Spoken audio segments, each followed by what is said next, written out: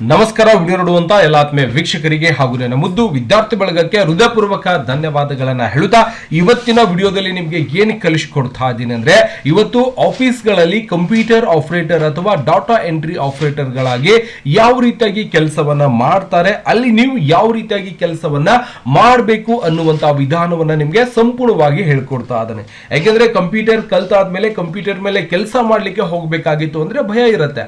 ಯಾವ ರೀತಿಯಾಗಿ ಕಂಪ್ಯೂಟರ್ ಕೆಲಸ ಕೊಡ್ತಾರೆ, ಯಾವ ರೀತಿಯಾಗಿ ನಾವು ಡೇಟಾ ಎಂಟ್ರಿ ಕೆಲಸ ಮಾಡಬೇಕು, ಯಾವ ರೀತಿಯಾಗಿ ಕಂಪ್ಯೂಟರ್ ಆಪರೇಟರ್ ಗಳಿಗೆ ಕೆಲಸವನ್ನ ಕೊಡ್ತಾರೆ. ನಮಗೆ ಬರೀ ಕಂಪ್ಯೂಟರ್ ಕಲಿಸ್ಯಾರ, ಬಟ್ ಹೆಂಗೆ ಕೆಲಸ ಮಾಡ್ಬೇಕು ಅನ್ನೋದು ಕಲಿಸಿಲ್ಲ. ನಾನು ಏನ್ ಮಾಡ್ಬೇಕು ಅಂತೇಳಿ ಎಲ್ಲರಿಗೂ ಒಂದು ಭಯ ಇದ್ದಿರತ್ತೆ. ಹಾಗಾಗಿ ಸಿಂಪಲ್ ಆಗಿ ಒಂದು ನಿಮ್ಗೆ ಮಾಹಿತಿಯನ್ನ ಕೊಡ್ತಾ ಇದ್ದಾನೆ. ಯಾವುದೇ ಕ್ಷೇತ್ರದಲ್ಲಿ ನೀವು ಕಂಪ್ಯೂಟರ್ ಮೇಲೆ ಕೆಲಸಕ್ಕೆ ಹೋದಾಗ ಅಲ್ಲಿ ಯಾವ ರೀತಿಯಾಗಿ ನೀವು ಕೆಲಸವನ್ನ ಮಾಡಬೇಕು ಅನ್ನುವಂತಹ ವಿಧಾನವನ್ನ ಸಂಪೂರ್ಣವಾಗಿ ತಿಳಿಸಿಕೊಡ್ತಾ ಇದ್ದಾನೆ. ಜೊತೆಗೆ ಇವತ್ತೇ ನೀವು ಫಸ್ಟ್ ಟೈಮ್ ಯೂಟ್ಯೂಬ್ ಅಲ್ಲಿ ನಾನ್ ಮಾಡುವಂತಹ ವಿಡಿಯೋ ನೋಡ್ತಾ ಇದ್ದೀರಾ ಅಂದ್ರೆ, ವಿಡಿಯೋ ಕೆಳಗಡೆ ಸಬ್ಸ್ಕ್ರೈಬ್ ಅನ್ನೋ ಬಟನ್ ಕಾಣಿಸ್ತಾ ಇದೆ, ಕೆಂಪು ಅಕ್ಷರಲೆ ಸಬ್ಸ್ಕ್ರೈಬ್ ಮಾಡ್ಕೊರಿ. ಬಾಜು ಒಂದು ಬೆಲ್ ಐಕಾನ್ ಗಂಟೆ ಬರ್ತದೆ, ಮೇಲಿನ ಗಂಟೆ ಬಾರಿಸ್ಬಿಟ್ರೆ ಸಾಕು. ನಾನ್ ಮಾಡೋತಾ ಈ ತರ ಪ್ರತಿಯೊಂದು ವಿಡಿಯೋಸ್ ಗಳ ಮಾಹಿತಿ ಏನಾಗುತ್ತೆ ನಿಮ್ಮ ಫೋನ್ ಮೇಲೆ ಮತ್ತೆ ನಿಮ್ಮ ಕಂಪ್ಯೂಟರ್ ಮೇಲೆ ನೋಟಿಫಿಕೇಶನ್ ಬರ್ತಾ ಇರುತ್ತೆ. ನೀವು ಮನೆಯಲ್ಲೇ ಕುಳಿತುಕೊಂಡು ನಾನ್ ಮಾಡುವಂತಹ ಪ್ರತಿಯೊಂದು ವಿಡಿಯೋಸ್ ಗಳನ್ನ ನೋಡೋ ಮುಖಾಂತರ ಇವತ್ತು ಕಂಪ್ಯೂಟರ್ ಶಿಕ್ಷಣ ಮತ್ತೆ ಇನ್ನಿತರ ಮಾಹಿತಿಗಳನ್ನು ಕೂಡ ಸಂಪೂರ್ಣವಾಗಿ ಪಡೆಯಬಹುದು ಸ್ನೇಹಿತರೆ. ನಾನು ಸಂಪೂರ್ಣವಾಗಿ ಕಂಪ್ಯೂಟರ್ ಒಳಗಡೆ ಇರುವಂತ ಇವತ್ತು ಕಂಪ್ಯೂಟರ್ ಆಪರೇಟರ್ ಆಗಿರಬಹುದು, ಕಂಪ್ಯೂಟರ್ ಡೇಟಾ ಎಂಟ್ರಿ ಆಪರೇಟರ್ ಆಗಿರಬಹುದು, ನಾವು ಕಂಪ್ಯೂಟರ್ ಒಳಗೆ ಕೆಲಸವನ್ನ ಮಾಡಬೇಕಾಗಿತ್ತು ಅಂದ್ರೆ ಯಾವ ಒಂದು ಸಾಫ್ಟ್ವೇರ್ ಒಳಗೆ ಡೇಟಾ ಎಂಟ್ರಿ ನಮ್ಗೆ ಕೆಲಸ ಮಾಡಕ್ ಕೊಡ್ತಾರಂದ್ರೆ ಮೈಕ್ರೋಸಾಫ್ಟ್ ಎಕ್ಸೆಲ್ ಅಂತ ನಾವು ನೋಡಬಹುದು. ಈ ಒಂದು ಮೈಕ್ರೋಸಾಫ್ಟ್ ಎಕ್ಸೆಲ್ ಒಳಗಡೆ ನೀವು ಯಾವುದೇ ಕ್ಷೇತ್ರದಲ್ಲಿ ಕಂಪನಿಗಳಲ್ಲಿ ಆಗಿರ್ಬೋದು, ಆಫೀಸ್ ಗಳಲ್ಲಿ ಆಗಿರ್ಬೋದು ಕೆಲಸಕ್ಕೆ ಹೋದಾಗ ಜಸ್ಟ್ ನಿಮ್ಗೆ ಒಂದು ಎಕ್ಸಾಂಪಲ್ ತೋರಿಸ್ಲಿಕ್ಕೆ ಅಂತೇಳಿ ಇಲ್ಲಿ ಆಲ್ರೆಡಿ ಒಂದು ಟೈಪ್ ಮಾಡ್ಕೊಂಡು ಒಂದು ಮಾಹಿತಿಯನ್ನ ಇಟ್ಕೊಂಡಿದ್ದೀನಿ. ಓಕೆ, ಇಲ್ಲಿ ನೋಡಬಹುದು ಏನ್ ಇಟ್ಕೊಂಡಿದ್ದೀನಿ ಅಂದ್ರೆ ಮೇಲ್ಗಡೆ ನಾನು ಸಂಪೂರ್ಣವಾಗಿ ಎಂಪ್ಲಾಯ್ ಡಾಟಾ ರಿಪೋರ್ಟ್ 2025-26 ಅಂತ ಒಂದು ಟೈಪ್ ಮಾಡ್ಕೊಂಡಿದ್ದೀನಿ. ಅಂದ್ರೆ ಒಂದು ಆಫೀಸ್ ಒಳಗಡೆ ನಾನು ಕೆಲಸ ಮಾಡ್ತಾ ಇದ್ದೀನಿ, ಅಲ್ಲಿ ನನ್ಗೆ ಏನ್ ಮಾಡಿದ್ದಾರೆ ಎಂಪ್ಲಾಯ್ ಡಾಟಾ ರಿಪೋರ್ಟ್ ತೆಗೆದು ಕೊಡ್ರಿ ಅಂತೇಳಿ ಸಂಪೂರ್ಣವಾಗಿ ಒಂದು ಕೆಲಸವನ್ನ ಕೊಟ್ಟಿರ್ತಾರೆ. ಇದೇ ರೀತಿಯಾಗಿ ನೀವು ಯಾವುದೇ ಸೆಕ್ಟರ್ ಅಲ್ಲಿ ಕೆಲಸಕ್ಕೆ ಹೋದಾಗ ಅವರು ನೀವು ಏನ್ ಕೆಲಸವನ್ನ ಮಾಡಿಸಬೇಕಾಗಿದೆ ನಿಮ್ ಕಡೆಯಿಂದ ನಿಮ್ಗೆ ಆಲ್ರೆಡಿ ಅದರ ಬಗ್ಗೆ ಮಾಹಿತಿಯನ್ನ ಕೊಡ್ತಾರೆ. ಗೊತ್ತಾಗ್ತದ, ನನ್ಗ ಈ ರೀತಿಯಾಗಿ ಒಂದು ರಿಪೋರ್ಟ್ ಬೇಕಾಗಿದೆ, ಇಷ್ಟು 500 ಜನರ ಒಂದು ಹೆಸರನ್ನ ಎಕ್ಸೆಲ್ ಸೀಟ್ ಒಳಗೆ ಆಡ್ ಮಾಡಿ ಕೊಡ್ರಿ, 1000 ಜನರ ಎಕ್ಸೆಲ್ ಸೀಟ್ ಅಲ್ಲಿ ಆಡ್ ಮಾಡಿಕೊಡ್ರಿ, ಜೊತೆಗೆ ABCD ಅಲ್ಫಾಬೆಟಿಕ್ ವೈಸ್ ನನ್ಗೆ ಏನ್ ಮಾಡಿಕೊಡ್ಬೇಕು ಅಲ್ಲಿ ಹೆಸರುಗಳನ್ನ ಹಾಕೊಡ್ರಿ ಅಂತ ಹೇಳ್ತಾರೆ. ಈ ರೀತಿಯಾಗಿ ಏನೋ ಒಂದು ಕೆಲಸಗಳನ್ನ ನಿಮ್ಗೆ ಅಲ್ಲಿ ಹೇಳ್ಕೊಡ್ತಾರೆ. ಅದನ್ನ ಹೆಂಗ್ ಮಾಡೋದ್ರಿ ಸರ್ ಅಂತೇಳಿ ನಿಮ್ಗೆ ಇಲ್ಲಿ ಸ್ವಲ್ಪ ವಿಧಾನವನ್ನ ತಿಳಿಸ್ಕೊಡ್ತೀನಿ. ಎಲ್ಲೇ ಕೆಲಸಕ್ಕೆ ಹೋದ್ರು ಕೂಡ ಧೈರ್ಯ ಮಾಡಿ ಕೆಲಸಕ್ಕೆ ಹೋಗ್ರಿ.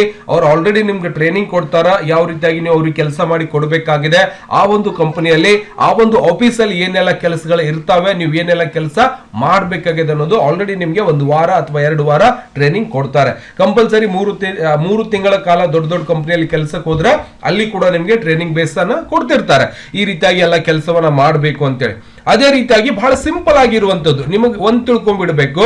ಕಂಪ್ಯೂಟರ್ ಒಳಗ ಡೇಟಾ ಎಂಟ್ರಿ ಅಥವಾ ನೀವು ಕೆಲಸಕ್ಕೆ ಹೋದಾಗ ಅಲ್ಲಿ ನೀವು ಸಿಂಪಲ್ ಆಗಿ ಒಂದು ಡೇಟಾ ಎಂಟ್ರಿ ಒಂದು ಫಾರ್ಮ್ ಅಂತ ಬರುತ್ತೆ, ಆ ಒಂದು ಫಾರ್ಮ್ ಅನ್ನ ಕ್ರಿಯೇಟ್ ಮಾಡಿಕೊಂಡು ಅತ್ಯಂತ ಸುಲಭವಾಗಿ ನೀವೇನ್ ಮಾಡಬಹುದು ಕೆಲಸವನ್ನ ಮಾಡಬಹುದು.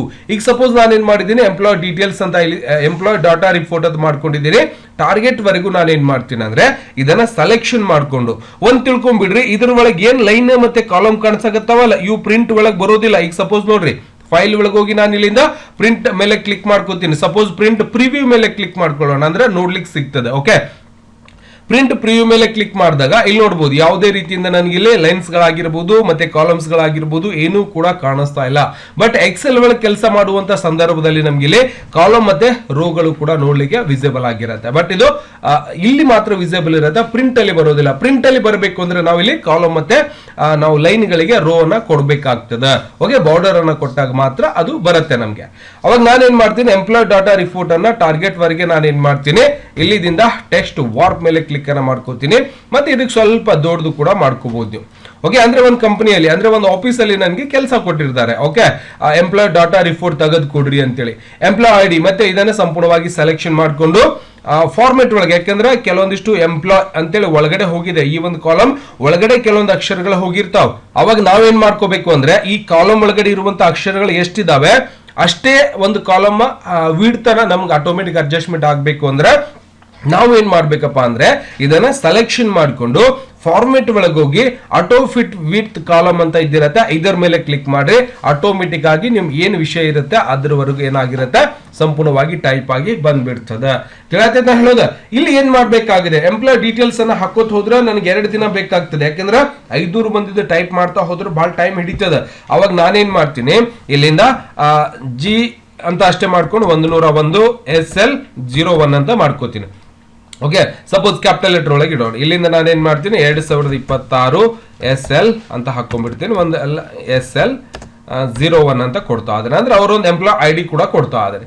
ಇದೇ ರೀತಿಯಾಗಿ ಎಂಪ್ಲಾಯ್ ID ಕಂಟಿನ್ಯೂ ಬರ್ಬೇಕಪ್ಪ ಅಂದ್ರೆ ಇಲ್ಲೊಂದು ನಮ್ಗೆ ಡಾಟ್ ಕಾಣಿಸ್ತಾ ಇರತ್ತೆ ಬ್ಲಾಕ್ ಆಗಿ.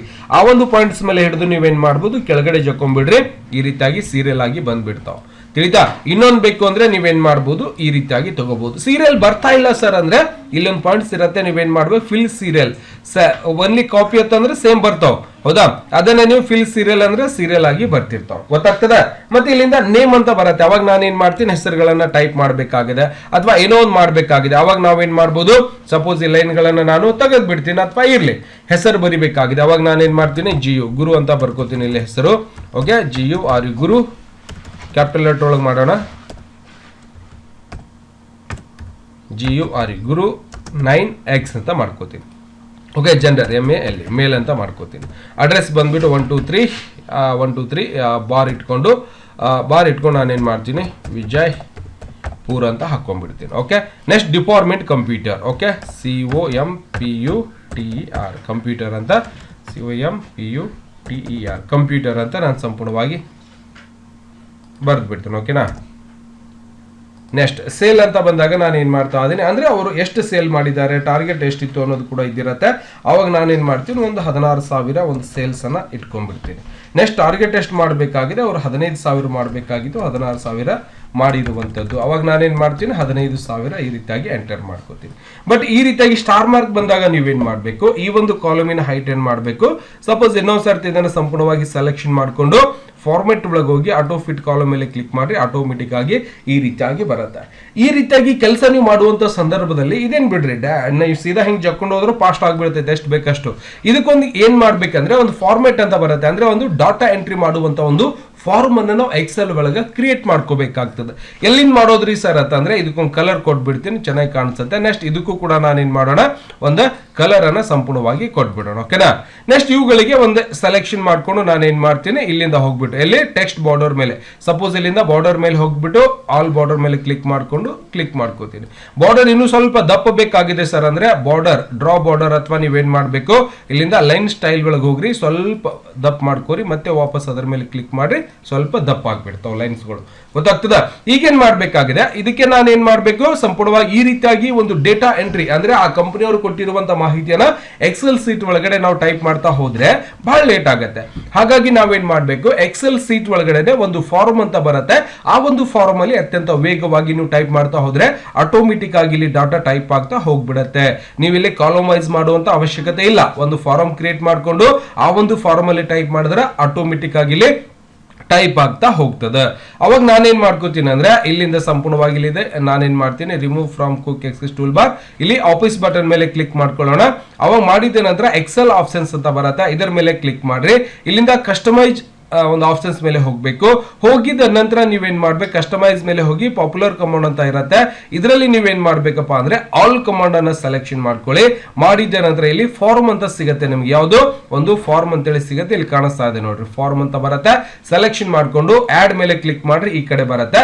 ಇದು ಎಲ್ಲಿ ಆಡ್ ಆಗ್ತೈತಪ್ಪ ಅಂದ್ರೆ ಕ್ವಿಕ್ ಆಕ್ಸೆಸ್ ಟೂಲ್ ಬಾರ್ ಒಳಗೆ ಬಂದು ನಿಮ್ಗೆ ನೋಡ್ಲಿಕ್ಕೆ ಅವಕಾಶ ಇರ್ತೈತೆ. ಓಕೆ ಮಾಡ್ಕೋರಿ, ಆಟೋಮೆಟಿಕ್ ಆಗಿ ನೋಡ್ಬೋದು ಇಲ್ಲಿ. ಅವಾಗ ನಾನೇನ್ ಮಾಡ್ತೀನಿ, ಇದನ್ನ ಸಂಪೂರ್ಣವಾಗಿ ಸೆಲೆಕ್ಷನ್ ಮಾಡ್ಕೋತೀನಿ. ಇಷ್ಟು ಸೆಲೆಕ್ಷನ್ ಮಾಡ್ಕೊಂಡು ಈಗೇನ್ ಮಾಡ್ತೀನಿ, ಈ ಒಂದು ಫಾರ್ಮ್ ಮೇಲೆ ಕ್ಲಿಕ್ ಅನ್ನ ಮಾಡ್ಕೋತೀನಿ, ಆಟೋಮೆಟಿಕ್ ಆಗಿ ಬಂದಿರತ್ತೆ ಇಲ್ಲಿ. ಅಂದ್ರೆ ಆಲ್ರೆಡಿ ಕೆಳಗಡೆ ಏನ್ ಟೈಪ್ ಮಾಡಿದೀವಿ ಅದು ತೋರಿಸುತ್ತೆ. ನ್ಯೂ ಮೇಲೆ ಕ್ಲಿಕ್ ಅನ್ನ ಮಾಡ್ಕೋರಿ, ಈಗ ನೀವು ಆಟೋಮೆಟಿಕ್ ಆಗಿ ಮಾಡ್ಬೋದು. ಅವಾಗ ನಾನೇನ್ ಮಾಡ್ತೀನಿ, ಅನಿಲ್ ಕುಮಾರ್ ಅಂತ ಟೈಪ್ ಮಾಡ್ಕೊಂಡೆ, ಜೆಂಡರ್ MAL ಮೇಲ್ ಅಂತ ಟೈಪ್ ಮಾಡ್ಕೋತಾ ಇದೀನಿ. ಅಡ್ರೆಸ್ ಬಂದ್ಬಿಟ್ಟು SINDA ಸಿಂಧಿ ಅಂತ ಟೈಪ್ ಮಾಡ್ಕೋತಾ ಇದೀನಿ. ಡಿಪಾರ್ಟ್ಮೆಂಟ್ ಬಂದ್ಬಿಟ್ಟು HTC ಅಂತ ಮಾಡ್ಕೋತಾ ಇದೀನಿ. ಓಕೆ, ನೆಕ್ಸ್ಟ್ ಸೇಲ್ಸ್ ಬಂದ್ಬಿಟ್ಟು ಒಂದು 25,000 ಸೇಲ್ಸ್ ಆಗಿದೆ. ಟಾರ್ಗೆಟ್ ಬಂದ್ಬಿಟ್ಟು 30,000 ಇತ್ತು. ಈ ರೀತಿಯಾಗಿ ಟೈಪ್ ಮಾಡಿಕೊಂಡು ಜಸ್ಟ್ ನೀವು ನ್ಯೂ ಮೇಲೆ ಕ್ಲಿಕ್ ಮಾಡಿದ್ರೆ ಅಥವಾ ಎಂಟರ್ ಮೇಲೆ ಕ್ಲಿಕ್, ಕೀಬೋರ್ಡ್ ಒಳಗೆ ಎಂಟರ್ ಮಾಡಿ, ಆಟೋಮೆಟಿಕ್ ನೋಡ್ರಿ ಬಂದ್ಬಿಡ್ತದೆ. ಎಷ್ಟು ಫಾಸ್ಟ್ ಮಾಡ್ಬೋದು. ನೆಕ್ಸ್ಟ್ ದಾದು ಅಂತ ಟೈಪ್ ಮಾಡ್ಕೋತಾ ಅದೀನಿ. ದಾದು PATIL ಪಾಟೀಲ್ ಅಂತ ಟೈಪ್ ಮಾಡ್ಕೋತೀನಿ. ಫಸ್ಟ್ ಅಕ್ಷರ ಕ್ಯಾಪಿಟಲ್ ಒಳಗೆ ಇಟ್ಕೊಳ್ಳೋಣ. ಓಕೆ, ನೀವೇನು ಮಾಡ್ಬೋದು ಕ್ಯಾಪಿಟಲ್. ನೆಕ್ಸ್ಟ್ ಟ್ಯಾಪ್ ಪ್ರೆಸ್ ಮಾಡ್ಕೊರಿ. ಜೆಂಡರ್ MAL ಮೇಲ್ ಅಂತ ಟೈಪ್ ಮಾಡ್ಕೊಳ್ಳೋದು. ನೆಕ್ಸ್ಟ್ ಅಡ್ರೆಸ್ ಬಂದ್ಬಿಟ್ಟು ಅಡ್ರೆಸ್ ನೀವು ಯಾವ್ದು ಬೇಕು ಅದನ್ನು ಕೂಡ ಹಾಕೊಂಡ್ಬಿಡ್ಬೋದು. 121 ಹ್ಯಾಶ್ ಮಾಡಿಕೊಂಡು ನೀಲಯ್ಯ ಅಂತ ಅಷ್ಟೇ ಮಾಡ್ಕೋತೀನಿ. ಟ್ಯಾಬ್ ಮಾಡ್ಕೊ. ಡಿಪಾರ್ಟ್ಮೆಂಟ್ ಬಂದ್ಬಿಟ್ಟು SDC ಅಂತ ಮಾಡ್ಕೋತೀನಿ. ಟ್ಯಾಬ್ ಮಾಡ್ಕೊಳ್ಳೋಣ. ಸೇಲ್ ಬಂದ್ಬಿಟ್ಟು 15,200. ನೆಕ್ಸ್ಟ್ ಟ್ಯಾಬ್ ಮಾಡಿಕೊಂಡು 16,300. ಓಕೆ, ನೆಕ್ಸ್ಟ್ ಎಂಟರ್ ಮಾಡ್ರಿ. ನೋಡ್ರಿ ಆಟೋಮೆಟಿಕ್ ಆಗಿ ಇಲ್ಲಿ ಭರ್ತಿ ಆಗ್ತಾ ಹೋಗುತ್ತೆ. ಈ ರೀತಿಯಾಗಿ ಒಂದು ಫಾರ್ಮ್ ಅನ್ನ ಕ್ರಿಯೇಟ್ ಮಾಡ್ಕೊಂಡು ನೀವೇನ್ ಮಾಡಬಹುದು, ಡಾಟಾ ಎಂಟ್ರಿ ಆಗಲಿ, ಕಂಪ್ಯೂಟರ್ ಆಪರೇಟರ್ ಆಗಲಿ, ನೀವು ಡೇಟಾ ಎಂಟ್ರಿ ಕೆಲಸಕ್ಕೆ ಹೋಗ್ತಾ ಇದ್ದೀರಾ ಅಂದ್ರೆ ಅಲ್ಲಿ ಯಾವುದೇ ಕೆಲಸ ನಿಮ್ಗೆ ಟೈಪ್ ಮಾಡ್ಲಿಕ್ಕೆ ಕೊಟ್ಟರು ಈ ರೀತಿಯಾಗಿ ಒಂದು ಫಾರ್ಮ್ ಅನ್ನ ಮಾಡಿಕೊಡ್ರಿ ನನಗಂತ ಹೇಳಿದ್ರಪ್ಪ ಅಂದ್ರೆ ಸಿಂಪಲ್ ಆಗಿ ನೀವೇನ್ ಮಾಡಬೇಕು, ಮೊದಲನೇ ಒಂದು ಏನ್ ಅಡ್ರೆಸ್ ಹಾಕಿರ್ತೀರಿ ಅದೇ ಒಂದು ನೀವೇನ್ ಮೇಲ್ಗಡೆ ಹಾಕಿರ್ತೀರಲ್ಲ ಡಿಪಾರ್ಟ್ಮೆಂಟ್ ಅವೆಲ್ಲ ಅಷ್ಟಕ್ಕೆ ಸೆಲೆಕ್ಷನ್ ಮಾಡ್ಕೊಂಡು ನೀವು ಸೀಟ್ ಅನ್ನ ತಯಾರು ಮಾಡ್ಕೊಂಡ್ರೆ ಸಂಪೂರ್ಣವಾಗಿ ಇದರಲ್ಲಿ ಟೈಪ್ ಮಾಡ್ತಾ ಹೋದ್ರೆ ನೀವು ನೋಡ್ಬೋದು ಹಿಂದಿನ ಡೇಟಾನು ಕೂಡ ಇದರಲ್ಲಿ ತೋರಿಸುತ್ತೆ. ಎಷ್ಟು ಡೇಟಾ ನೀವು ಟೈಪ್ ಮಾಡಿದಿರಿ ಅನ್ನೋದು ತೋರಿಸುತ್ತೆ. ಡಿಲೀಟ್ ಬೇಕು ಅಂದ್ರೆ ಡಿಲೀಟ್ ಮಾಡ್ಕೋಬಹುದು. ಎಡಿಟ್ ಮಾಡ್ಲಿಕ್ಕೂ ಕೂಡ ಅವಕಾಶ ಇದ್ದಿರುತ್ತೆ. ಬೇಕಾದ್ರೂ ಕೂಡ ಮಾಡ್ಬೋದು. ನೀವು ಇಲ್ಲೇ ಮಾಡ್ಕೊಳ್ಳೋದು ಗೊತ್ತಾಗ್ತದೆ. ಇದನ್ನ ಈ ರೀತಿಯಾಗಿ ಇಟ್ಕೊಂಡು ಸುಮ್ಮನೆ ಎಕ್ಸೆಲ್ ಸೀಟ್ ಇಟ್ಕೊಂಡು ಟಪ್ ಟಪ್ ಟಪ್ ಟಪ್ ಟೈಪ್ ಮಾಡ್ತಾ ಹೋದ್ರೆ ಇಲ್ಲಿ ಆಟೋಮೆಟಿಕ್ ಎಲ್ಲವನ್ನು ಕೂಡ ಟೈಪ್ ಆಗ್ತಾ ಹೋಗ್ತಿರ್ತದೆ. ತಿಳಿತಾ ಇದೆಯಾ? ಓಕೆ, ನೀವು ಯಾವುದೇ ಕ್ಷೇತ್ರಕ್ಕೆ ಕೆಲಸಕ್ಕೆ ಹೋದಾಗ ಈ ರೀತಿಯಾಗಿ ಒಂದು ಫಾರ್ಮ್ ಅನ್ನ ಕ್ರಿಯೇಟ್ ಮಾಡಿಕೊಂಡು ನೀವು ಕೆಲಸವನ್ನ ಮಾಡಿದ್ರೆ ಅತ್ಯಂತ ಸುಗಮವಾಗಿ ಡೇಟಾ ಎಂಟ್ರಿ ಕೆಲಸವನ್ನ ನೀವು ಸಂಪೂರ್ಣವಾಗಿ ಮಾಡಬಹುದು. ಗೊತ್ತಾಗ್ತಿದ್ಯಾ? ಮತ್ತೆ ಇದರ ಜೊತೆಗೆ ನಾವು ಇನ್ನೊಂದೇನಪ್ಪಾ ಅಂದ್ರೆ ಸರ್ ಇದಕ್ಕೆ ಪ್ರಿಂಟ್ ಕೊಡಬೇಕಾಗಿತ್ತು ಅಂದ್ರೆ ನಾವು ಯಾವ ರೀತಿಯಾಗಿ ಕೊಡಬೇಕು ಅಂತ ಒಂದು ಪ್ರಶ್ನೆ ಇರುತ್ತೆ. ಹೌದಾ? ಅವಾಗ ನಾನೇನ್ ಮಾಡ್ತೀನಿ, ಇದನ್ನು ಕ್ಲೋಸ್ ಮಾಡ್ಕೊಳ್ಳೋಣ. ಪ್ರಿಂಟ್ ಕೊಡಬೇಕಾಗಿದೆ ಅಂದ್ರೆ ನೀವು ಫೈಲ್ ಒಳಗೆ ಹೋಗಿ ಮೊದಲಿಗೆ ಈ ಒಂದು ಪೇಜ್ ಅನ್ನ ನೀವೇನ್ ಮಾಡ್ಬೇಕು, A4 ಶೀಟ್ ಒಳಗೆ ಹಾಕೋಬೇಕು. ಹೌದಾ? ಸೈಜ್ ನೋಡ್ಕೋಬೇಕು. A4 ಶೀಟ್ ಒಳಗೆ ಹಾಕೋಬೇಕು. ಹಾಕಿದ ನಂತರ MS ವರ್ಡ್ ಒಳಗೆ ನಾವು ಪೇಜ್ ನೋಡಿದಾಗ ಒಂದೇ ಒಂದು ಪೇಜ್ ಸಿಗ್ತೈತಿ. ಇದ್ರೊಳಗೆ A4 ಶೀಟ್ ಎಲ್ಲಿದಿಂದ ಎಲ್ಲಿಗೆ ಕನ್ಸಿಡರ್ ಮಾಡಬೇಕು ಅಂದ್ರೆ ಇಲ್ಲೊಂದು ಲೈನ್ ಬಂದಿರುತ್ತೆ ನೋಡಬಹುದು. ಡಾಟ್ ಡಾಟ್ ಡಾಟ್ ಅದು ಎಲ್ಲಿದಿಂದ ಎಲ್ಲಿ ತನ ಬರ್ತೈತಿ ಜೂಮ್ ಔಟ್ ಮಾಡ್ಕೋರಿ. ಓಕೆ, ಅಂದ್ರೆ A4 1 ಪೇಜ್ ನಿಮ್ಗೆ ಎಲ್ಲಿ ತನ ಐತೆ ಅನ್ನೋದು ಹೇಳ್ಕೊಡ್ತೀನಿ ನಾನು. ನೋಡಬಹುದು ಕೆಳಗಡೆ ಲೈನ್ ಇಲ್ಲಿವರೆಗೆ ಇದೆ, ಮೇಲಿಂದ ಇಲ್ಲಿ ಇದು 1 ಪೇಜು 2 3 4 5 ಪೇಜ್ ಅಂತ ಹೇಳ್ತೀವಿ. ಹೌದಾ? ಈ ರೀತಿಯಾಗಿ ನಾವು ಅಡ್ಜಸ್ಟ್ಮೆಂಟ್ ಮಾಡ್ಕೋಬಹುದು. ತಿಳಿತಾ? ನೆಕ್ಸ್ಟ್ ಇದನ್ನು ಪ್ರಿಂಟ್ ಕೊಡಬೇಕಾಗಿದೆ ಸರ್ ಅಂದ್ರೆ ನೀವೇನ್ ಮಾಡಬಹುದು, ಸಂಪೂರ್ಣವಾಗಿ ನಾನು ಏನ್ ಮಾಡ್ತೀನಿ, ಇದನ್ನ ಫೈಲ್ ಒಳಗೆ ಹೋಗಿ ಮೊದಲಿಗೆ ಪ್ರಿಂಟ್ ಪ್ರಿವ್ಯೂ ಮೇಲೆ ಕ್ಲಿಕ್ ಮಾಡ್ಕೋರಿ. ಈ ರೀತಿಯಾಗಿ ಕಾಣಿಸುತ್ತೆ ನೋಡಬಹುದು A4 ಶೀಟ್ ಅಲ್ಲಿ ಕಾಣಿಸ್ತಿದ್ಯಾ? ಕೆಲವೊಂದು ಸಮಯದಲ್ಲಿ ಏನಾಗಿರುತ್ತೆ ಅಂದ್ರೆ ಕೆಲವೊಬ್ರು ಬಹಳ ಮಂದಿ ಕೇಳ್ತಾರೆ ನನಗೆ, ಇನ್ನು ಸ್ವಲ್ಪ ಇಲ್ಲೇ ತೋರಿಸ್ಬಿಡ್ತೀನಿ ನಿಮಗೆ. ಓಕೆ, ನಾವೇನ್ ಮಾಡಿರ್ತೀವಿ ಇದನ್ನ ಈ ಕಡೆ ಜಕ್ಕೊಂಡ್ಬಿಟ್ಟಿರ್ತೀವಿ. ನೆಕ್ಸ್ಟ್ ಇದನ್ನು ಕೂಡ ಸ್ವಲ್ಪ ಈ ಕಡೆ ಬಂದಿರುತ್ತೆ. ಈ ಕಡೆ ಅಂದ್ರೆ ಕಾಲಮ್ಸ್ ಗಳ ಸಂಖ್ಯೆನೂ ಕೂಡ ಅದರಲ್ಲಿ ಸ್ವಲ್ಪ ಜಾಸ್ತಿ ಆಗಿರುತ್ತೆ. ಅಂದ್ರೆ ಇವು ಅಕ್ಷರಗಳು ಕೂಡ ದೊಡ್ಡದು ಮಾಡ್ಕೊಂಡಿರ್ತೀವಿ. ಅಂದ್ರೆ ಸೈಜ್ ಕೂಡ ದೊಡ್ಡದಾಗಿರುತ್ತೆ. ಅಕ್ಷರಗಳ ಸೈಜ್ ಕೂಡ ದೊಡ್ಡದಾಗಿರ್ತದೆ. ಈ ರೀತಿಯಾಗಿ ನಾವೇನ್ ಮಾಡಿರ್ತೀವಿ, ಟೈಪ್ ಅನ್ನ ಮಾಡ್ಕೊಂಡಿರ್ತೀವಿ. ಸುಮ್ಮನೆ ನಮ್ಗೆ ಏನೋ ಒಂದು ಮಾಹಿತಿ ಗೊತ್ತಿರೋದಿಲ್ಲ, ಇವು ಅಕ್ಷರ ಕೂಡ ಸೈಜ್ ದೊಡ್ಡದು ಮಾಡ್ಕೋರಿ. ಹೌದಾ? ಈ ರೀತಿಯಾಗಿ ದೊಡ್ಡದು ಮಾಡ್ಕೊಂಡಾಗ ಇಲ್ಲಿ ಏನ್ ಪ್ರಶ್ನೆ ಆಗ್ತಾ ಇದೆ ಎಲ್ಲರಿಗೆ ಅಂದ್ರೆ ಈ ರೀತಿಯಾಗಿ ನಾವು ಟೈಪ್ ಅನ್ನ ಮಾಡ್ಕೊಂಡಿದೀವಿ. ಹೌದಾ? ಇದನ್ನ ಪ್ರಿಂಟ್ ಕೊಡಬೇಕಾಗಿದೆ. ಈಗ ಅವಾಗ ನಾವೇನ್ ಮಾಡ್ಬೋದು, ಪ್ರಿಂಟ್ ಕೊಡಬೇಕಾಗಿತ್ತು ನಾವೇನ್ ಮಾಡ್ತೀವಿ, ಈಗ ಸೀದಾ ಟೈಪ್ ಮಾಡ್ಕೊಂಡಿರ್ತೀವಿ ಯಾವುದೋ ಒಂದು ಕ್ಷೇತ್ರದಲ್ಲಿ ಕೆಲಸ ಮಾಡುವಂತ ಸಂದರ್ಭದಲ್ಲಿ. ಅವಾಗ ಈಗ ಫೈಲ್ ಒಳಗೆ ಹೋಗಿ ನಾನೇನ್ ಮಾಡ್ತೀನಿ, ಪ್ರಿಂಟ್ ಪ್ರಿವ್ಯೂ ಮೇಲೆ ಕ್ಲಿಕ್ ಅನ್ನ ಮಾಡ್ಕೋತಾ ಅದನ್ನ ಪ್ರಿಂಟ್ ಮಾಡ್ತಾ ಇದೆ. ನೋಡ್ಬೋದು ಇಲ್ಲಿಂದ ಎಂಪ್ಲಾಯ್ ಅಂತೇಳಿ ಅರ್ಧ ಕಟ್ ಆಗ್ತಾ ಇದೆ. ಮತ್ತೆ ಇದು ಪೂರ್ತಿ ಡೀಟೇಲ್ಸ್ ಆಗಿ ನನಗೆ ಬರ್ತಾನೆ ಇಲ್ಲ.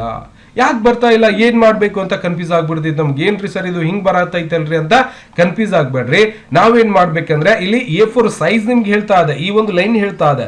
ಈ ಒಂದು ಲೈನಿನ ಒಳಗಡೆ ಇತ್ತು ಅಂದ್ರೆ ಮಾತ್ರ ನಿಮ್ಗೆ A4 ಸೈಜ್ ಅಲ್ಲಿ ನಿಮ್ಗೆ ಕಂಪ್ಲೀಟ್ ಡಾಟಾ ಸಿಗುತ್ತೆ. ಒಂದು ವೇಳೆ ನೀವು ನೋಡ್ಬೋದು ಇಲ್ಲಿಂದ ಪ್ರಿವ್ಯೂ ಮಾಡ್ಕೊಂಡಾಗ ಅರ್ಧ ಪೇಜ್ ಆ ಕಡೆ ಹೋಗಿರ್ತೈತಿ, ಅರ್ಧ ಪೇಜ್ ಈ ಕಡೆ ಬಂದಿರ್ತೈತಿ. ನೋಡ್ಬೋದು ಈಗ ಇನ್ನೊಂದು ಪೇಜ್ ಇಲ್ಲಿ ಬಂದಿರ್ತದ, ಇನ್ನೊಂದು ಪೇಜ್ ಮ್ಯಾಲ ಹೋಗಿರ್ತೈತಿ. ತಿಳಿತಾ ಇದೆಯಾ? ಇನ್ನೊಂದು ಪೇಜ್ ಇಲ್ಲಿ ನೋಡ್ಬೋದು ನೀವು. ಕೆಳಗಡೆ ಸ್ವಲ್ಪ ಜೂಮ್ ಸಣ್ಣ ಮಾಡ್ಕೊರಿ. Okay, zoom in zoom out ಕೂಡ ಮಾಡ್ಕೊಂಡ್ಬಿಡ್ಬೋದು. Zoom in zoom out. Okay, ಈ ರೀತಿಯಾಗಿ ನೋಡಿ 2ನೇ ಪೇಜ್ 3ನೇ ಪೇಜ್ ಈ ರೀತಿಯಾಗಿ ಆಗಿರುತ್ತೆ. ನಾವು 3 ಪೇಜ್ ಆಗ್ಯಾವ. ಇದನ್ನ ಹೆಂಗೆ ಅಡ್ಜಸ್ಟ್ಮೆಂಟ್ ಮಾಡ್ಕೋಬೇಕು ಅಂದ್ರೆ ಸಿಂಪಲ್ ಆಗಿರುವಂಥದ್ದು. ನೀವೇನ್ ಮಾಡಬೇಕು, ಇಲ್ಲೊಂದು ಲೈನ್ ಕಾಣಿಸ್ತಾ ಇದೆ. ಈ ಒಂದು ಲೈನಿನ ಒಳಗಡೆನೆ ನಾವೇನ್ ಮಾಡಬೇಕು, ಇವು ಎಲ್ಲಾ ಡೇಟಾವನ್ನ ನಾವು ಸಂಪೂರ್ಣವಾಗಿ ಒಳಗಡೆ ಸೇರಿಸ್ಕೋಬೇಕು. ತಿಳಿತಾ ಇದೆಯಾ? ಅವಾಗ ಮಾತ್ರ ನಮ್ಗೆ ಏನಾಗ್ತದ, ಅವೆಲ್ಲ ಡೇಟಾವನ್ನು ಕೂಡ ನಾವು ಅಕ್ಷರ ಸ್ವಲ್ಪ ಸಣ್ಣ ಮಾಡ್ಬೇಕು. ಬಹಳ ದೊಡ್ಡವಾಗ್ಯಾವ ಅಂದ್ರೆ ಅವು ಸ್ವಲ್ಪ ಜಾಸ್ತಿ ಜಾಗ ತಗೋತಾವ. ಹೌದಾ? ನೆಕ್ಸ್ಟ್ ನಾನೇನ್ ಮಾಡ್ತೀನಿ, ಈ ರೀತಿಯಾಗಿ ಅಡ್ಜಸ್ಟ್ಮೆಂಟ್ ಮಾಡ್ತಾ ಒಂದೇ ಪೇಜ್ ಅಂದ್ರೆ ಈ ಲೈನಿನ ಒಳಗಡೆನೆ ಬರಬೇಕಿಲ್ಲ. ಅವಾಗ ನಾನೇನ್ ಮಾಡ್ತೀನಿ, ಇವೆಲ್ಲವನ್ನು ಕೂಡ ಈ ರೀತಿಯಾಗಿ ಸರಿಸ್ತಾ ಹೋಗ್ತೀನಿ. ಓಕೆ, ಅವಾಗ ನೀವೇನ್ ಮಾಡಬೇಕು, ಇದಕ್ಕೆ ಸಂಪೂರ್ಣವಾಗಿ ಈ ಕಡೆ ತಗೊಂಡ್ ಬರ್ರಿ. ಈ ಒಂದು ಲೈನಿನ ಒಳಗಡೆನೆ ಬರ್ಬೇಕು. ಅವಾಗ ಮಾತ್ರ ನಮ್ಗೆ ಏನಾಗ್ತದೆ, ಅದು A4 ಸೈಜ್ ಒಳಗೆ ನಮ್ಗೆ ನೋಡ್ಲಿಕ್ಕೆ ಅವಕಾಶ ಆಗ್ಬಿಡ್ತದೆ. ಓಕೆ, ಈ ಒಳಗಡೆ ಇರುವಂಥ ಡಾಟಾ ಸೈಜ್ ಕೂಡ ನಾನು ಏನು ಮಾಡ್ತೀನಿ, ಸ್ವಲ್ಪ ಕಡಿಮೆ ಮಾಡ್ಕೊಳ್ಳೋಣ. ಓಕೆ, ನೆಕ್ಸ್ಟ್ ಇಲ್ಲಿಂದ ID ನಂಬರ್ ಇನ್ನೂ ಸ್ವಲ್ಪ ಸಣ್ಣ ಮಾಡ್ಕೊಳ್ಳೋಣ. ಹೆಸರಾಗಿರ್ಬೋದು, ಜೆಂಡರ್ ಆಗಿರ್ಬೋದು, ಇಷ್ಟು ಸಣ್ಣ ಮಾಡ್ಕೊರಿ. ಈಗ ಕರೆಕ್ಟ್ ಮ್ಯಾಚ್ ಅಪ್ ಆಯ್ತು. ಇನ್ನು ಸ್ವಲ್ಪ ಸರಿಸ್ಕೊಳ್ಳೋಣ. ಇಲ್ಲಿ ಸೇಲ್ಸ್ ಏನಿದೆ ಇದು ಸ್ವಲ್ಪ ಸರಿಸ್ಕೊರಿ. ಈಗ ನೋಡ್ಬೋದು ಈ ಒಂದು ಲೈನಿನ ಒಳಗಡೆನೆ ಬಂದ್ಬಿಡ್ತು. ಈ ಒಂದು ಲೈನಿನ ಹೊರಗಡೆ ಇದ್ದಾಗ 2ನೇ ಪೇಜಿಗೆ ಬರ್ತಾ ಇತ್ತು. ಈ ಒಂದು ಲೈನಿನ ಒಳಗಡೆ ಇದ್ದಾಗ ಈಗ ಒಂದೇ ಪೇಜಲ್ಲಿ ನಮ್ಗೆ ಪ್ರಿಂಟ್ ಆಗ್ಲಿಕ್ಕೆ ಶುರುವಾಗ್ತದೆ. ಫೈಲ್ ಒಳಗೆ ಹೋಗ್ರಿ, ಪ್ರಿಂಟ್ ಪ್ರಿವ್ಯೂ ಮೇಲೆ ಕ್ಲಿಕ್ ಮಾಡ್ರಿ, ನೋಡ್ಬೋದು ಈಗ ಸಂಪೂರ್ಣವಾಗಿ ಒಂದೇ ಪೇಜಲ್ಲಿ ಬಂದಿರುವಂತದನ್ನ ನಾವು ಇಲ್ಲಿ ನೋಡ್ತಾ ಇರ್ತೀವಿ. ಹಾಗಾಗಿ ನೀವು ಎಲ್ಲೇ ಕೆಲಸ ಮಾಡಿದ್ರು ಕೂಡ ಈ ಒಂದು ಲೈನಿನ ಒಳಗಡೆನೆ A4 ಸೈಜ್ ಒಳಗಡೆನೆ ನೀವು ಸೆಟಪ್ ಮಾಡಿಕೊಂಡು ಕೆಲಸವನ್ನ ಮಾಡ್ಕೋಬಹುದು. ಗೊತ್ತಾಗ್ತಿದ್ಯಾ? ಈ ಇನ್ನೊಂದೇನಪ್ಪಾ ಅಂದ್ರೆ ಇದರಲ್ಲಿ ಬಹಳಷ್ಟು ಜನರಿಗೆ ಒಂದು ಕನ್ಫ್ಯೂಸ್ ಆಗಿರುತ್ತೆ, ಸರ್ ಹೆಸರುಗಳನ್ನ ABCD ವೈಸ್ ಯಾವ ರೀತಿಯಾಗಿ ತಗೋಬೇಕು. ಇಲ್ಲೇ ಟೈಪ್ ಮಾಡ್ಕೊಡ್ತೀನಿ ನಿಮ್ಗೆ. ಇಲ್ಲಿಂದ ರಾಜು ಅಂತ ಟೈಪ್ ಮಾಡ್ಕೋತಾ ಇದೀನಿ. ಸುಮ್ಮನೆ ಎಕ್ಸಾಂಪಲ್ ರಾಜು ಅಂತ ಆಯ್ತು. ಸತೀಶ್ ಅಂತ ಟೈಪ್ ಮಾಡ್ಕೋತಾ ಇದೀನಿ. ನೆಕ್ಸ್ಟ್ ಇಲ್ಲಿಂದ ವೇಣು ಅಂತ ಟೈಪ್ ಮಾಡ್ಕೋತಾ ಇದೀನಿ. ಮತ್ತೆ ವೇಣು ಆದ ನಂತರ ಮತ್ತೇನು ಬರಿಬೇಕಾಗಿದೆ ರೀ, ಗೀತಾ ಅಂತ ಟೈಪ್ ಮಾಡ್ಕೋತಾ ಇದೀನಿ. ನೆಕ್ಸ್ಟ್ ಅದಾದ ನಂತರ ಮತ್ತೇನು ಬರಿಬೇಕು, ಬಾಬು ಅಂತ ಅಷ್ಟೇ ಬರ್ಕೋತಾ ಇದೀನಿ.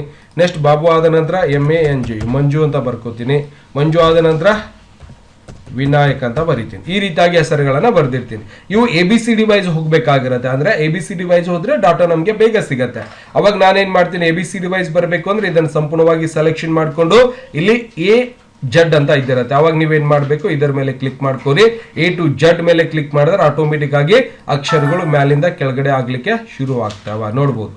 A ಆದ ನಂತರ B ಆದ ನಂತರ D G M R correct ಆಗಿ ಬಂದ್ಬಿಡ್ತಾವ. ಗೊತ್ತಾಗ್ತದ? ಮೊದಲು ಯಾವ ರೀತಿ ಆಗಿತ್ತು, ಈ ರೀತಿ ಆಗಿತ್ತು. ವಾಪಸ್ ನಾವೇನ್ ಮಾಡ್ಕೊಂಡು ಇದನ್ನು ಸೆಲೆಕ್ಷನ್ ಮಾಡ್ಕೊಂಡು ಜಸ್ಟ್ ನೀವು A to Z ಮೇಲೆ ಕ್ಲಿಕ್ ಮಾಡ್ಕೋರಿ, ಆಟೋಮೆಟಿಕ್ ಆಗಿ ಏನಾಗ್ತದೆ, ಸೆಲೆಕ್ಷನ್ ಆಗಿ ಬಂದ್ಬಿಡ್ತದೆ. ತಿಳಿತಾ ಇದೆಯಾ? ಅಂದ್ರೆ ಏನಾಯ್ತಪ್ಪ ಅಂದ್ರೆ ಇಲ್ಲಿಂದ ಈಗ ಸಪೋಸ್ ನೋಡ್ಬೋದು, ನಾನು ಏನ್ ಮಾಡ್ತಾ ಇದೀನಿ, ಗುರು 9X ಅನ್ನೋದು ಒಂದು ನಂಬರ್ ಅದ. ಹೌದಾ? ಈ ಒಂದು ನಂಬರ್ ಈ ಹೆಸರು ಜೊತೆನೆ ಬರಬೇಕು. ಗೊತ್ತಾಗ್ತಿದೆ? ಇನ್ನೊಂದು ತಿಳ್ಕೊಂಬಿಡ್ರಿ, ಒಂದು ನಂಬರ್ ಹೆಸರು ಜೊತೆ ಬರಬೇಕು, ಅವ್ರ ಅಡ್ರೆಸ್ ಬರಬೇಕು, ಕಂಪ್ಯೂಟರ್ ಬರಬೇಕು, ಅವ್ರದ ಇದನ್ನು ಕೂಡ ಚೇಂಜ್ ಆಗ್ಬೇಕಾಗ್ತದೆ. ಹಂಗಾಗಿ ಕಂಪ್ಲೀಟ್ ಎಕ್ಸೆಲ್ ಸೀಟೆ ನನಗೆ ಏನಾಗಬೇಕು, ಚೇಂಜ್ ಆಗ್ಬೇಕಾಗಿರ್ತದೆ. ಅದನ್ನ ನೀವು ಗಮನವಿಟ್ಟು ನೋಡ್ಕೋಬೇಕು. ಇಲ್ಲಿಂದ ತಿಳಿಯತ್ತಿದ್ವಿ. ಸುಮ್ಮನೆ ಹೆಸರುಗಳ ಮ್ಯಾಲ ಕೆಳಗೆ ಮಾಡಿದ್ರೆ ಮತ್ತೆ ಅವ್ರ ಡಿಸಿಗ್ನೇಷನ್, ಅವರ ಸೇಲ್ಸ್ ಎಲ್ಲ ಮ್ಯಾಲ ಕೆಳಗೆ ಆಗ್ಬಿಡ್ತಾವ್. ಹಂಗಾಗಿ ನೀವೇನ್ ಮಾಡ್ಬೇಕು, ಇದನ್ನ ಕಂಪ್ಲೀಟ್ ಸೆಲೆಕ್ಷನ್ ಮಾಡ್ಕೊಂಡು ಇದರ ಮೇಲೆ ಕ್ಲಿಕ್ ಮಾಡ್ರಿ, A to Z ಮೇಲೆ ಕ್ಲಿಕ್ ಮಾಡ್ಕೋರಿ. ಆಟೋಮೆಟಿಕ್ ಆಗಿ ನಮ್ಗೆ ಏನಾಗ್ತಾವ, ಇನ್ನೊಂದ್ಸರಿ ಸೆಲೆಕ್ಷನ್ ಹೆಸರಷ್ಟೇ ಸೆಲೆಕ್ಷನ್ ಮಾಡಿದ್ರು A to Z ಮೇಲೆ ಕ್ಲಿಕ್ ಮಾಡ್ರಿ.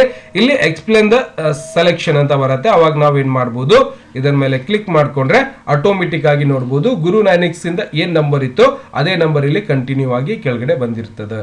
ತಿಳಿತಾ? ಅವರ ಒಂದು ಎಂಪ್ಲಾಯ್ ID ಕೆಳಗಡೆ ಬಂದಿರ್ತದೆ. ಬಟ್ ಹೆಸರುಗಳು ಮಾತ್ರ ಏನಾಗಿರತ್ತೆ, ABCD ಪ್ರಕಾರ ಹೋಗಿರತ್ತೆ. ಗೊತ್ತಾಗ್ತಿದ್ಯಾ? ಅವರ ಅಡ್ರೆಸ್ ಅನಿಲ್ ಕುಮಾರ್ದು ಏನ್ ಅಡ್ರೆಸ್ ಇತ್ತು ಅದೇ ಬಂದಿರತ್ತೆ, ಗುರು 9X ಅವ್ರದ್ದು ಏನಿತ್ತು ಅದೇ ಬಂದಿರತ್ತೆ. ಈ ರೀತಿಯಾಗಿ ನಾವೇನ್ ಮಾಡಬಹುದು, ABCD ವೈಸ್ ಕೂಡ ಡಾಟಾಗಳನ್ನ ಚೇಂಜಸ್ ಮಾಡ್ಕೋಬಹುದು. ಇನ್ನು ಯಾವುದೇ ಕ್ಷೇತ್ರದಲ್ಲಿ ನೀವು ಕೆಲಸವನ್ನ ಮಾಡಬೇಕಾಗಿತ್ತು ಅಂದ್ರೆ ಸ್ವಲ್ಪ ಏನು ಡಿಫಿಕಲ್ಟ್ ಇರೋದಿಲ್ಲ, ಬಹಳಷ್ಟು ಈಸಿ ಆಗಿರುತ್ತೆ. ನೀವು ಮೊದಲಿಗೆ ಎಕ್ಸೆಲ್ ಒಳಗಡೆ ಸ್ವಲ್ಪ ಎಲ್ಲಾ ತರ ವಿಧಾನಗಳಾಗಿರ್ಬೋದು, ಸೇಪ್ಸ್ ಗಳಾಗಿರ್ಬೋದು, ಎಲ್ಲ ಒಂದು ಬೇಸಿಕ್ ನಾಲೆಜ್ ನಿಮಗೆ ಗೊತ್ತಿರಬೇಕು. ಬೇಸಿಕ್ ನಾಲೆಜ್ ಗೊತ್ತಿತ್ತು ಅಂದ್ರೆ ನೀವು ಈಸಿಯಾಗಿ ಕೆಲಸವನ್ನ ಮಾಡಬಹುದು. ಗೊತ್ತಾಗ್ತಿದ್ಯಾ? ದಯವಿಟ್ಟು ಹೇಳಿರುವಂತ ಮಾಹಿತಿ ಇಷ್ಟ ಆಗಿತ್ತು ಅಂದ್ರೆ ವಿಡಿಯೋ ಲೈಕ್ ಮಾಡೋದನ್ನ ಮರಿಬಾರ್ದು. ಮತ್ತೆ ಮುಂದಿನ ವಿಡಿಯೋ ನೋಡ್ಬೇಕಾಗಿತ್ತು ಅಂದ್ರೆ ಸಬ್ಸ್ಕ್ರೈಬ್ ಮಾಡೋದನ್ನು ಕೂಡ ಮರಿಬಾರ್ದು ವೀಕ್ಷಕರೇ. ಮತ್ತೆ ಸಿಗೋಣ ಮುಂದಿನ ವಿಡಿಯೋದಲ್ಲಿ. ನಮಸ್ಕಾರ. ವಿಡಿಯೋ ನೋಡುವಂತ ಎಲ್ಲ ಆತ್ಮೀಯ ವೀಕ್ಷಕರಿಗೆ